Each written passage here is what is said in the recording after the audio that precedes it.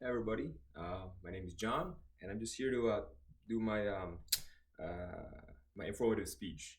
So my topic is about social media and how it affects us and precisely our self-esteem. So, according to a 2019 study published in the Journal of Humanities and Social Science, over 3.6 billion people actually use social media.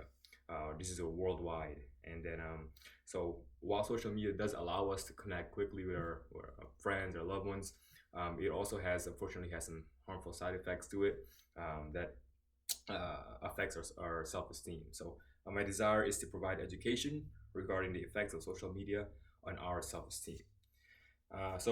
Three things I was able to put together. So the first one, it social media, if used inappropriately, it helps us compare ourselves to unrealistic standards.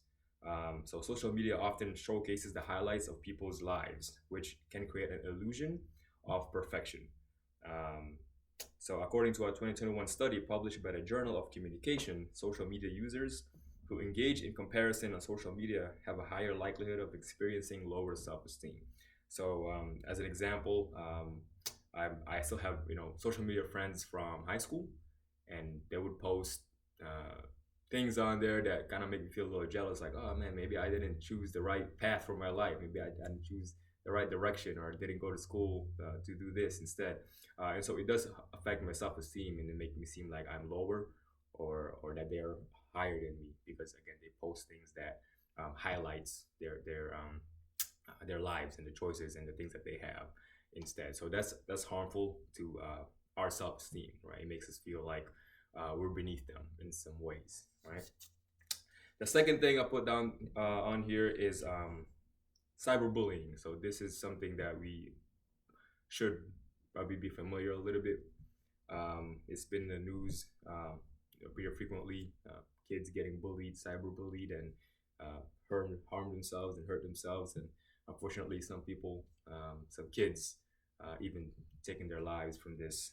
Um, Social media platforms can be used to put out negative comments and promote cyberbullying. In a 2020 study published by a Malaysian Journal of Public Health and Medicine, it was reported that cyberbullying has been linked to emotional distress and lower self-esteem.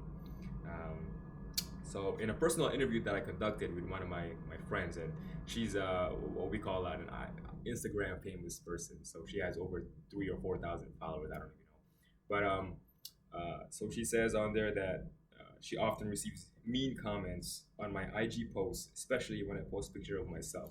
So she states that when she posts pictures of herself, she would get comments from thousands of people that she doesn't even know about it. They would say mean things about what she's wearing, what she looks like, and often that affects her, and she would take down her post. And so we can see from this interview that I conducted that it does affect our self-esteem uh, when we put things out on social media and we get bullied from it, or we get comments from it, because the safety net of social media is that you don't have to be face to face with a person when you make a comment to them. So it does make people a little bit more bold and a little more brave in commenting and saying what they want to say to hurt people, unfortunately. So the third thing that I had looked into that affect our self-esteem, how social media affect our self-esteem, is validation dependence. So the quest, looking for likes, comments, subscribers, views, followers, it can become addictive, and it can cause us to validate, to depend on that as a source of validation, to say that we're doing good, we're okay, people like us. Um, in an article from the European Scientific Journal, a 2017 study states that adolescents who rely on social media validation are more prone to experiencing lower self-esteem.